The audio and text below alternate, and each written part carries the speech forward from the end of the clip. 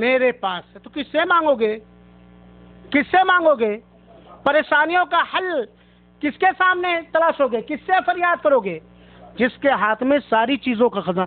اس فقیر سے کیا مانگو گے تو تمہارے پھول کا محتاج ہو گیا، تمہاری چادروں کا محتاج ہو گیا، تمہاری دعاؤں کا محتاج ہو گیا۔ اس فقیر سے کیا مانگو گے؟ اس بھکاری سے کیا مانگنے جاؤ گے جس کے ہاتھ میں کسی چیز کا کوئی خزانہ نہیں؟ آیا تھا ہاتھ خالی، گیا ہاتھ خالی، کہ تھا کچھ؟ اس فقیر سے کیا مانگ؟ اللہ رب العالمین نے فرمایا اور جو کچھ ہم اتارتے ہیں وہ ایک اندازے کے تحت اتارتے ہیں۔ اور میرے بھائیوں ساتھیوں، ایک حدیث قدسی ہے اور وہ لمبی حدیث ہے لیکن جو موضوع کے تعلق سے ہے میں اس کو سنا رہا ہوں۔ اللہ تعالیٰ نے فرمایا، حدیث قدسی ہے، اے میرے بندو، اگر تم سے پہلے کے لوگ، تمہارے بعد کے لوگ، تمہارے سارے انسان، تمہارے سارے جنات، یہ سب ایک سرزمین پر اکٹھا ہو کر کے مجھ سے مانگنے لگیں اور جتنا مانگ سکتے ہو مانگیں، جتنا مانگ سکتے، یہاں تک کہ اگر کوئی یہ کہے کہ اللہ دنیا اور آخرت کی سارے خیر، ساری بھلائی ہمیں دے دے، ساری دولت ہمیں دے دے، جتنا مانگ سکتے ہوں گے۔ کون؟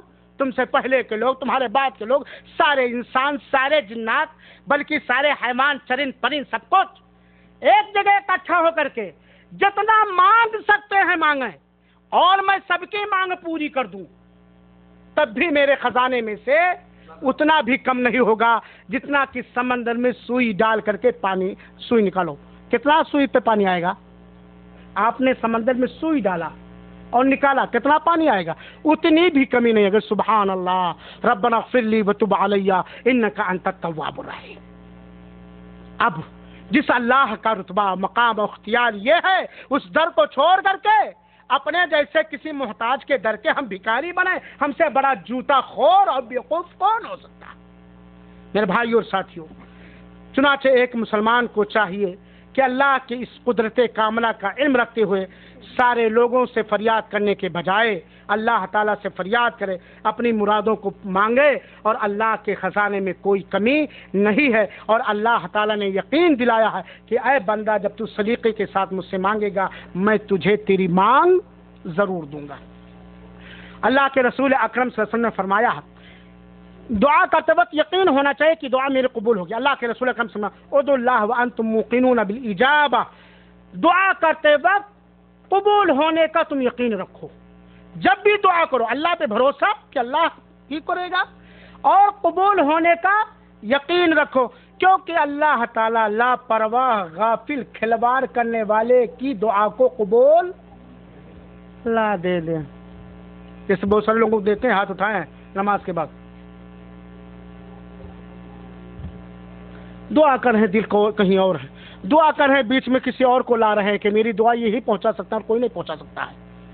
اگر ہم دعا کر رہے ہیں اور ہمارے ذہن و دماغ میں یہ خیال ہے کہ فلاں کے ذریعے ہی ہمارے رب کے پاس دعا پہنچے گی، تو اللہ پہ بھروسہ ہوا، اللہ پہ اعتماد ہوا، تو میرے بھائیوں اللہ تعالیٰ لاپرواہ، غافل، کھلواڑ کرنے والے دل کی دعا کو قبول نہیں کرتا۔ دعا کے قبول ہونے کی چوتھی شرط ہے دعا کرتے وقت دل کو حاضر رکھنا، اور خشوع اور خضوع ہو، گریہ و زاری اور گڑگڑاہٹ ہو، اور اللہ تعالی سے ثواب کی مکمل امید ہو، اور اس کے عذاب اور پکڑ سے ڈر ہمارے دل کے اندر موجود ہو، جیسا کہ زکریا علیہ السلام اور ان کے گھر والوں کے بارے میں اللہ نے فرمایا، وَزَكَرِيَّا إِذْ نَادَى رَبَّهُ رَبِّ لَا تَذَرْنِي فَرْدًا وَأَنْتَ خَيْرُ الْوَارِثِينَ۔ یاد کرو زکریا علیہ السلام کو جب انہوں نے اپنے رب کو پکارا۔ سارے نبیوں نے کس کو پکارا میرے بھائیوں؟ جب انہوں نے اپنے رب کو پکارا، کیا پکارا؟ اے میرے رب، اللہ کی ربوبیت کا واسطہ دے کر کے، اللہ کی ربوبیت کے طفیل میں اللہ کی ربوبیت کا واسطہ دے کر کے، یا ربی۔ اس کے اندر ایک عاجزی ہے، انکساری ہے، تواضع ہے، خشوع ہے، خضوع ہے، ڈر ہے، محبت ہے، تمنا ہے، چاہت ہے، یقین ہے۔ یا ربی، اے میرے رب، لا تذرنی فردا، مجھے اکیلے نہ چھوڑنا۔ اولاد مانگ رہے ہیں، وانت خیر الوارثین، اور تو بہترین وارث ہے۔ جب زکریا علیہ السلام نے رب پر یقین کر کے اور دعا کے قبول ہونے کا یقین کر کے، رب پہ مکمل بھروسہ اعتماد کر کے جب دعا کی، فریاد کیا تو اللہ نے کیا بیان کیا؟ فاستجبنا لہ، تو میں نے ان کی دعا کو قبول کر لیا، ووہبنا لہ یحییٰ، اور ہم نے انہیں یحییٰ عنایت کیا، ایک لڑکا عنایت کیا جن کا نام یحییٰ تھا، وَأَصْلَحْنَا لَهُ زَوْجَهُ، ان کی بیوی بانجھ تھی اور ہم نے ان کے لیے ان کی بیوی کو صحیح سالم کر دیا۔ سبحان اللہ، بیوی بانجھ ہے، عمر بھی زیادہ ہو گئی ہے، یہاں تک کہ دوسرے آیت کریمہ میں ہے کہ جب زکریا علیہ السلام کو خوشخبری سنائی گئی تو کہہ پڑے اے اللہ یہ کیسے ہو سکتا ہے، میں تو بوڑھا ہو چکا ہوں، میرے بڑھاپے کے سارے آثار ہویدا ہو چکے ہیں، بال پک چکے ہیں، ہڈیاں کمزور ہو چکی ہیں، یہ کیسے ہو سکتا ہے؟ رب نے کہا میرا معاملہ کن فیکون، میں جب کوئی چیز کرنا چاہتا ہوں کہتا ہو جا، وہ چیز ہو جاتی ہے۔ بانجھ عورت سے اللہ تعالیٰ نے زکریا علیہ السلام کو یحییٰ جیسا لڑکا عطا کیا۔ اے غیر اللہ کے در پہ جا کر کے اولاد مانگنے والے لوگوں، اللہ کے در پر جھکو، اللہ کے سامنے جھکو، اگر اللہ تمہارے لیے خیر چاہے گا تو اولاد وہی دے گا، اس کے علاوہ کوئی اولاد نہیں۔ زکریا نبی ہیں، اللہ کے قریبی ہیں، مانگ رہے اپنے رب سے۔ اللہ رب العالمین نے آگے فرمایا انہم، کیوں ان کی دعا قبول ہوئی؟ ذرا یہ بھی غور کیجئے گا، انہم یسارعون فی الخیرات، کیونکہ زکریا علیہ السلام اور ان کے اہل خانہ بھلائی کے کاموں میں آگے بڑھنے کی کوشش کرتے ہیں۔ گویا دعا کے قبول ہونے کی ایک شرط یہی بھی ہے کہ بھلائی اور نیکی کے کاموں میں آگے بڑھیں، آگے رہیں۔ اور کیا کہتے ہیں؟ وَيَدْعُونَنَا رَغْبًا وَرَهْبًا، اور وہ ہم سے دعا کرتے ہیں لالچ کرتے ہوئے اور ڈر اور خوف کے ساتھ، یعنی ڈر اور خوف کے ساتھ اللہ تعالیٰ پر یقین کرتے ہوئے دعا۔ وَكَانُوا لَنَا خَاشِعِينَ، اور وہ ہمارے سامنے اپنی محتاجی، بے کسی اور عاجزی ذکر کرنے والے ہوتے ہیں۔ یہ دعا کے قبول ہونے کی شرط ہے۔ دعا کے قبول ہونے کی پانچویں شرط یہ ہے کہ دعا کے اندر جزم اور عزم اور کوشش پائی جائے، پکا جزم کے ساتھ، پکے ارادے کے ساتھ، اور کوشش بھی ہو۔ اللہ کے رسول اکرم صلی اللہ علیہ وسلم نے فرمایا اذا دعا احدکم فلیعزم فی الدعاء ولا یقل اللہم ان شئت فأتنی فإن اللہ لا مستکرها له، متفق علیہ۔ جب تم میں سے کوئی آدمی دعا کرے تو وہ پکا سچائی کے ساتھ، پکے کے ساتھ، عزم کے ساتھ، جزم کے ساتھ دعا، اے اللہ تو ہمیں یہ دے دے، کیا دعا کرے؟ اے اللہ تو ہمیں یہ عنایت کر دے، اے اللہ تو ہمیں یہ دے دے، یہ نہ کہیں اے اللہ اگر تو چاہ تو دے دے، نہ چاہ تو نہ دے۔ جیسے مثال کو دو، ارے نہیں بھائی ایک پیپسی لے آؤ، گلا سوکھ گیا، لے آؤ بھائی، دے دو بھائی، دے دو پلیز، نہیں کہ نہیں بھائی دل کا ہے تو پیپسی پلا دیجیے، نہیں، عزم کے ساتھ اور بار بار تکرار کے ساتھ مانگیں۔ یہ دعا کے قبول ہونے کی پانچویں شرط ہے، اور اس کے علاوہ بھی دعا کے قبول ہونے کی بہت ساری شرطیں ہیں، لیکن میں نے اختصار کے ساتھ ان بنیادی شرطوں کو میں نے ذکر کیا۔ دعا کے قبول ہونے، اب ہم دعا کی فضیلت جان گئے، دعا کے آداب جان گئے، دعا کی قسمیں جان گئے، دعا کس سے کرنی چاہیے کس سے نہیں کرنی چاہیے یہ جان گئے۔ مانگا پیپسی لایا ہے پانی، اللہ تعالی ہمیں بخل سے بچائے، آمین۔ ہنسنے کے لیے تھوڑا کہہ دیا ہے نا۔ اور دعا کے قبول ہونے کی شرطیں جان کے، یہ شرطیں پیدا کیجئے میرے بھائیو، خیر اور بھلائی ہے۔ اگر یہ شرطیں نہیں ہیں تو گویا دعا کا ہتھیار ہمارا مضبوط نہیں۔ دعا کے قبول ہونے کے لیے کچھ روڑے ہیں، ظاہر سی بات ہے، آپ اپنے کھیتوں میں پانی چلانا چاہتے ہیں اچھی پیداوار پیدا کرنے کے لیے، شہزاد بھائی آپ اپنے کھیتوں میں پانی چلانا چاہتے ہیں بورنگ سے، تاکہ آپ کی پیداوار اچھی ہو۔ پانی بورنگ آپ چلا دیے، ڈیزل ڈال دیے، سب کچھ کر دیے، پھاوڑا لے، لیکن کھیتی میں پانی پہنچنے کے لیے ایک بند عطاء الرحمان نے باندھ دیا ہے، تو آپ کھیتی میں پانی پہنچانے کے لیے کیا کرو گے؟ ہاں معظم بھائی کیا کرو گے؟ پانی کو کاٹو تاکہ آپ کے بورنگ کا پانی آپ کے کھیتی میں جائے، تب پیداوار اچھی ہوگی۔ تو دعا کے قبول ہونے کی رکاوٹ ہے، اور اس پر زیادہ دھیان دینا چاہیے میرے بھائی، اس پر زیادہ دھیان دیں۔ بہت ساری رکاوٹیں ہیں اور میں چند رکاوٹوں کو سرسری طور پر بیان کرنے کی کوشش کرتا ہوں، بھی وقت ہے الحمدللہ۔ سب سے پہلی رکاوٹ جو اکثر ہے وہ کیا ہے؟ آپ لوگ بھی جانتے ہوں گے۔ سب سے پہلی رکاوٹ کہوں، دعا کے قبول ہونے سے کی سب سے پہلی رکاوٹ کھانے پینے، لباس اور غذا میں حرام چیزوں کا استعمال۔ کھانے پینے میں، لباس اور غذا میں حرام چیزوں کا استعمال۔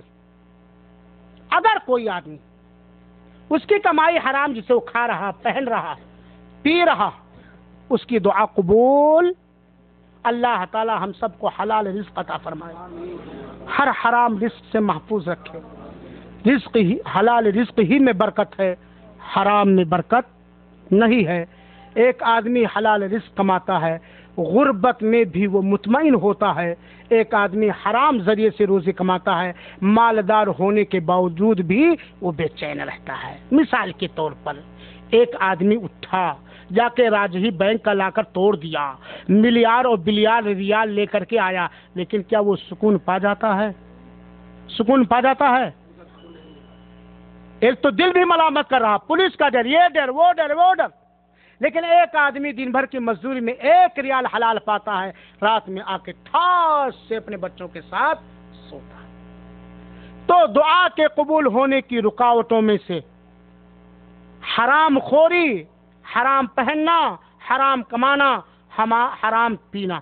اور میرے بھائیوں اور ساتھیوں، دنیا کے معاملات ایسے ہیں جس میں شیطان دنیا کی حوث اور لالچ پیدا کر کے بہت جلدی ان معاملوں میں گمراہ کر دیتی ہے، لہذا ہم اپنی کمائی حلال بنائیں۔ اللہ کے رسول اکرم صلی اللہ علیہ وسلم نے فرمایا ہے، ابو ہریرہ کا، یا ایھا الناس، اے لوگو، ان اللہ طیب لا یقبل الا طیبا، اللہ صاف ستھرا، پاک، منزہ ہے، پاک چیزوں ہی کو قبول کرتا ہے، پاک چیزوں ہی کو قبول کرتا ہے۔ اور اللہ تعالیٰ نے مومنوں کو اسی بات کا حکم دیا ہے جن باتوں کا حکم اللہ تعالیٰ نے اپنے رسولوں اور نبیوں کو دیا ہے۔ اللہ تعالیٰ نے رسولوں کو حکم دیا ہے کہ تم حلال کھاؤ اور نیک عمل کرو، اور جو تم کر رہے ہو ہم اس کے بارے میں باخبر ہیں، سورہ بقرہ آیت نمبر 72۔ پھر اللہ کے رسول اکرم صلی اللہ علیہ وسلم نے ایک بات ذکر کی آیت کریمہ پڑھنے کے بعد، ایک آدمی آتا ہے لمبا سفر کر کے، جس کے بال گرد و غبار سے اٹے ہوئے ہیں، روزی روٹی کے تلاش کرنے میں لمبا گیا ہے پیدل یا کسی اونٹ و گھوڑے کی سواری کرتے ہوئے، اور اس لمبے سفر کی وجہ سے اس کے بال گرد و غبار سے اٹے ہوئے ہیں یا پریشانی ظاہر ہے، اور وہ اپنے ہاتھ کو آسمان کی جانب اٹھاتا ہے اور کہتا ہے، یا رب، یا رب، اے رب، اے رب، لیکن مطعمہ حرام، اس کی غذا حرام ہے، کھانا حرام، مشربہ حرام، اس کا پینا حرام ہے، ملبسہ حرام، اس کا لباس بھی حرام ہے، وغذی بالحرام، حرام ذریعے سے، حرام مال سے اس کی پرورش بھی ہوئی ہے۔ اللہ تعالی ہمیں اپنے بچوں کی پرورش حرام مال سے کرنے سے محفوظ رکھے، آمین رب العالمین۔ وغذی بالحرام، اس کی پرورش بھی حرام مال سے، فأنا یستجاب لک، لذالک، تو ایسے کی دعا کیسے اللہ قبول کرے گا؟ کیونکہ اللہ پاک و صاف ستھرا ہے، پاک چیزوں ہی کو قبول کرے گا۔ میرے بھائیو، اس حدیث میں بہت سارے دروس خبر، دعا کے آداب میں سے ہیں کہ آدمی اپنے کاموں میں محنت کرے، جفا کشی کرے، ایک ادب یہ بھی ہے دعا کے قبول ہونے کے آداب میں سے۔ دوسرا، اپنے ہاتھ کو اٹھائے آسمان کی جانب۔ اس آدمی نے اپنے رزق کی تلاش کرنے میں جفا کشی بھی کی، یہاں تک کہ بال ہو، کپڑے سب گرد و غبار ہو گئے، اور اپنے ہاتھ کو آسمان کی جانب اٹھایا بھی، اٹھایا کہ نہیں اٹھایا؟ اور دعا کے اندر گریہ وزاری، جو دعا کے قبول ہونے کے آداب میں سے گریہ وزاری، یا رب، یا رب، اے میرے مولا، اے میرے اللہ۔ اس کے باوجود بھی دعا کے قبول ہونے کی 3 شرطیں پائی جاتی ہیں، محنت و مشقت، ہاتھ کا آسمان کی جانب اٹھانا، اور دعا میں گریہ وزاری اور تکرار اور سچائی۔ اس کے باوجود بھی اس کی دعا کیا ہوئی؟ قبول نہیں ہوئی۔ کیوں؟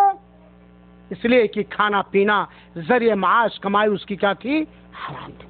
یہ بہت اہم نقطہ ہے میرے بھائیوں ساتھیوں، لہذا حرام سے ہم اپنے آپ کو بچائیں۔ اور اسی پر ایک واقعہ سنا، صحابہ کرام ان چیزوں کا خاص خیال رکھتے تھے، ان کی ہر وقت یہ تمنا اور خواہش ہوتی تھی کہ ان کے منہ کے راستے سے، ان کے معدے میں کوئی حرام دانہ نہ جانے پائے۔ میرے بھائیو ساتھی، اختصار کے ساتھ سنیے، ابو بکر رضی اللہ تعالیٰ عنہ کے بارے میں آپ اچھی طرح جانتے ہیں۔ ان کے پاس ایک غلام تھا، ذرا سنیے اور غور کیجیے میرے بھائیو، اللہ تعالیٰ ہم سب کو اس کا حلال نصیب فرمائے، ہر حرام کمائی سے اور حرام ذریعوں سے ہم لوگوں کو محفوظ رکھے، آمین یا ارحم الراحمین۔ ابو بکر رضی اللہ تعالیٰ عنہ کے پاس ایک غلام تھا، جس کے اوپر ابو بکر رضی اللہ عنہ نے کچھ متعین کر دیا تھا جزیہ کے طور پر، ٹیکس کے طور پر، کہ تم اتنا کما کر کے لانا مجھے دینا، اور وہ کھاتے تھے۔ یہ غلام ایک دن مال کما کر کے لایا، اختصاص میں بخاری شریف کی روایت، یہ غلام کچھ مال کما کر کے لایا، بخاری شریف کی روایت ہے، 3842 نمبر حدیث ہے، مال کما کر کے لایا، ابو بکر رضی اللہ تعالیٰ نے اسے کھا لیا، یہ سمجھا کہ جو میرا متعین اس کے اوپر حصہ ہے، جو میں نے فکس کیا ہے، وہ اس کو کھا لیا۔ اس غلام نے پوچھا، اے ابو بکر، یہ تم نے آپ نے جو کھایا ہے جانتے ہو کیا ہے؟ کہا کیا ہے؟ ابو بکر نے کہا کیا ہے بھائی بتاؤ کیا ہے؟ غلام نے کہا دیکھو میں زمانے جاہلیت میں نجومی پنڈوا کا کام، کہانت کا کام کرتا تھا۔ کہانت تو جانتے ہو، غیب کی باتیں بتلانا، میں کہانت کا کام کیا کرتا تھا، حالانکہ مجھے کہانت کرنا اچھی طرح نہیں آتا تھا، میں نے جس آدمی کے لیے کہانت کی تھی اس کو میں نے دھوکہ دیا تھا، ایک تو کہانت بھی حرام، کہانت کرنا میں نے دھوکہ بھی دیا تھا، اور اسی دھوکے سے کہانت کی ہوئے عمل کی، کام کی یہ مزدوری ہے جو آپ نے کھایا ہے۔ کوئی چیز کیا تھی؟ بہت زیادہ نہیں کھایا تھا ابو بکر نے۔ ابو بکر رضی اللہ تعالیٰ عنہ نے فوراً اپنے منہ میں ہاتھ ڈالا اور معدے کے اندر جتنی چیزیں تھی وہ سب طے کر دیا۔ میرے بھائیو ساتھیو، ابو نعیم نے ذکر کیا ہے کہ ابو بکر سے پوچھا گیا کہ اس ایک معمولی دانے کے لیے آپ نے یہ کر ڈالا، جس کو علامہ البانی رحمۃ اللہ نے صحیح قرار دیا اس ابو نعیم کی سوال، ایک معمولی دانے کے لیے آپ نے یہ کر ڈالا ہے ابو بکر؟ ابو بکر کہتے ہیں سبحان اللہ۔ میرے بھائیو ساتھیو، غور کرو، اللہ تعالی ہم سب کو رزق حلال نصیب فرمائے، ہماری اولاد کو رزق حلال عطا فرمائے، ہمارے بھائیوں اور رشتہ داروں کو رزق حلال عطا فرمائے، آپ سب کو رزق حلال عطا فرمائے، ہر حرام کمائی سے ہم لوگوں کو دور رکھے مولا۔ ابو بکر رضی اللہ تعالیٰ کہتے ہیں کہ اس ایک دانے کے نکالنے کے لیے اگر مجھے اپنی جان بھی نکالنی پڑتی تو میں جان بھی نکال دیتا، کیونکہ میں نے اللہ کے رسول اکرم صلی اللہ علیہ وسلم سے فرماتے ہوئے سنا ہے، وہ جسم جس کے کسی حصے کی کوئی پرورش حرام مال سے ہوئی ہے وہ جسم کا حصہ جہنم کا زیادہ حقدار ہے، وہ جسم کا حصہ جہنم کا زیادہ مستحق۔ تو میرے بھائیوں ساتھیوں، حرام کا نتیجہ آپ دیکھیے اور اس کا اثر دیکھیے کہ دعا قبول نہیں ہوتی، لہذا حلال ذریعہ اختیار کرو، اللہ پہ بھروسہ کرو، اللہ پہ اعتماد کرو، اللہ سے گریہ گزاری کرو، ان اللہ هو الرزاق ذو القوة المتین۔ میرے بھائیوں ساتھیوں، اسی طریقے سے دوسری رکاوٹ ہے دعا کے قبول ہونے کی، دعا میں جلد بازی اور دعا کرنا چھوڑ دینا۔ جلد بازی، کیا جلد بازی؟ ابو ہریرہ رضی اللہ عنہ کہتے ہیں کہ اللہ کے رسول اکرم صلی اللہ علیہ وسلم نے فرمایا کہ تم میں سے ہر ایک کی دعا قبول کی جاتی ہے جب تک کہ وہ جلد بازی نہ کرے۔ صحابہ نے پوچھا جلد بازی کیا ہے؟ اللہ کے رسول نے کہا کہ میں نے اللہ سے مانگا مجھے نہیں دیا، اللہ سے میں نے فلاں چیز مانگی مجھے نہیں ملا، لہذا میں دعا کرنا ہی چھوڑ دیا۔ دعا میں جلد بازی نہیں، دعا کرتے جاؤ، اپیل پہ اپیل، گزارش پہ گزارش، فریاد پہ فریاد کرتے جاؤ، انشاءاللہ ضرور قبول ہوگی۔ تو دعا میں جلد بازی یہ دعا کے قبول ہونے کی رکاوٹوں میں سے ہے۔ تیسری رکاوٹ ہے حرام اور گناہ کے کاموں کا ارتکاب کرنا، حرام کاموں کا کرنا، گناہ کے کاموں کا کرنا۔ فجر میں آئے پہلے ہی وضو کر کے تحت المسجد پڑھا، تحت الوضو پڑھا، سنت پڑھی، قرآن کی تلاوت کی پوری اخلاص الہیت کے ساتھ، فجر کی نماز پڑھی، صبح شام کی دعا کی، جا کے سوئے اور جب اٹھے تو کیا دیکھے؟ فلم، کفیل کی چوری اور حرام کام، کیسے قبول ہوگی میرے بھائیو ساتھیوں؟ لہذا دعا کے آدھا رکاوٹوں میں سے ہے کیا کہ حرام اور گناہ کے کاموں سے بچنا۔ کسی شاعر نے کہا ہے نحن ندعو الالہ فی کل قرب ثم ننساہ عند کشف القرب کیف نرجو اجابت الدعاء قد صددنا طریقہ بالذنوب۔ شاعر کہتا ہے ہم لوگ ہر پریشانی میں اللہ تعالیٰ سے دعا کرتے ہیں اور جب پریشانی دور ہو جاتی ہے ہم اللہ تعالیٰ سے دعا کرنا بھول جاتے ہیں، دعا کرتے ہیں اور اللہ تعالیٰ سے دعا کے قبول کرنے کی ہم آشا اور امید کرتے ہیں، جبکہ ہم نے اپنے گناہوں کے ذریعہ دعا کے قبول ہونے کے سارے راستے بند کر دیے ہیں۔ میرے بھائیو ساتھیو، ان اللہ لا یغیر ما بقوم حتی یغیر ما بانفسہم، جب تک ہم اپنی حالت نہیں بدلیں گے ہماری حالت نہیں بدلے گی۔ میرے بھائیو، دعا کے قبول ہونے کی چوتھی رکاوٹ ہے اللہ تعالیٰ کی واجب کردہ عبادتوں کو چھوڑ دینا۔ اللہ تعالیٰ نے جو عبادت ہمارے اور آپ کے اوپر واجب قرار دیا، فرض قرار دیا، اس کا چھوڑ دینا۔ جس طرح اللہ کی اطاعت، اللہ کی فرما برداری سے، اللہ کی عبادت سے دعائیں قبول ہوتی ہیں، اسی طرح اللہ کی نافرمانی سے، اللہ کی عبادتوں سے منہ موڑنے سے، اللہ کی عبادتوں میں کی ادائیگی میں لاپرواہی اور غفلت برتنے سے ہماری دعا قبول نہیں ہوتی ہے۔ جیسا کہ اللہ تعالیٰ، اللہ کے رسول اکرم صلی اللہ علیہ وسلم، جیسے بھلائی کو حکم دینا، برائی سے روکنا ایک عبادت ہے کہ نہیں ہے؟ اللہ کے رسول اکرم صلی اللہ علیہ وسلم نے فرمایا ہے کہ اللہ قسم ہے اس ذات کی جس کے ہاتھ میں میری جان ہے، تم لوگ بھلائی کا حکم دیتے رہو اور برائیوں سے روکتے رہو، ورنہ اللہ تعالیٰ تمہارے اوپر عقاب نازل کر دے گا، سزا نازل کر دے گا، پھر تم دعا کرو گے تمہاری دعا قبول نہیں ہوگی۔ بھلائی کو حکم دینا، برائی سے روکنا عبادت ہے۔ اس ایک مثال دے رہے ہیں عبادت کی۔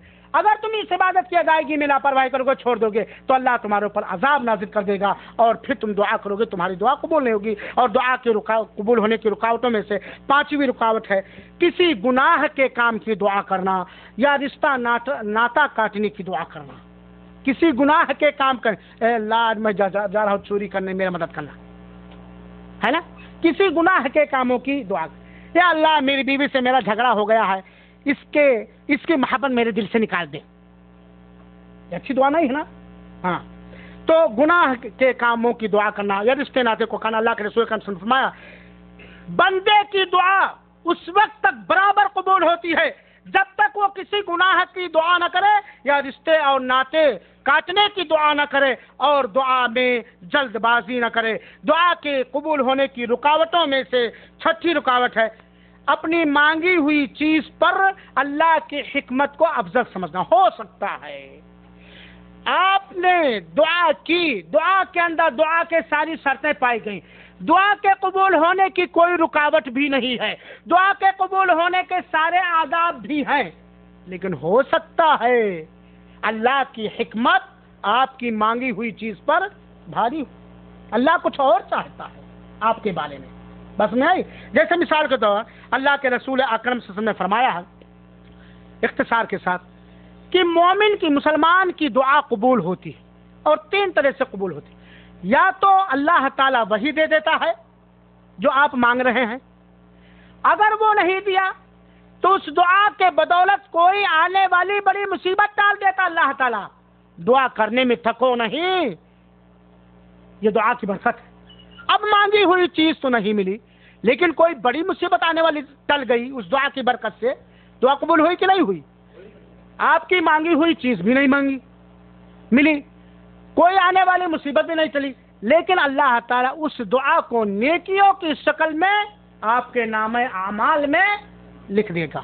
قیامت کے دن آپ کہیں گے اللہ میں نے تو یہ کیا ہی نہیں تھا، کہے گے یہ تیری دعا ہے، تو دعا قبول ہو کہ نہیں؟ اب اللہ کی حکمت، ساری شرطیں، سارے آداب سب پائے جاتے، کوئی رکاوٹ نہیں، لیکن اللہ تعالیٰ ہمارے لیے کچھ اور فیصلہ کر لیا ہے، تو اللہ کے ہر فیصلے پر ہم مانگ رہے ہیں یا اللہ لینڈ کروزر گاڑی دے، مانگ سکتے، کوئی بات نہیں میرے بھائیو، لینڈ کروزر گاڑی ڈیلی مانگ رہے، نہیں مل رہی، ہو سکتا کوئی مصیبت اس کے بدلے چل گئی ہو، نہ بھی مصیبت چلی، ہو سکتا ہے یہ دعا اللہ تعالیٰ میرے نیکیوں میں ذکر کر دے، جس کا فائدہ ہمیں کہاں ہو؟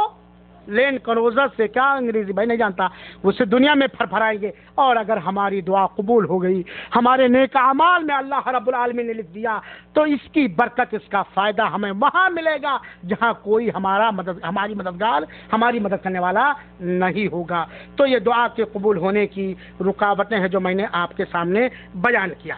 دعا کے آداب، شرطیں بیان کیا، رکاوٹیں بیان کیا، دعا کے آداب کے بہت سارے آداب ہیں، اور سرسری طور پر ہم چند آداب کو حسب ضرورت دلیل ذکر کرتے ہوئے بیان کر رہے ہیں۔ دعا کے بہت سارے آداب ہیں، ادب اور سلیقہ، تمیز جسے کہتے ہیں۔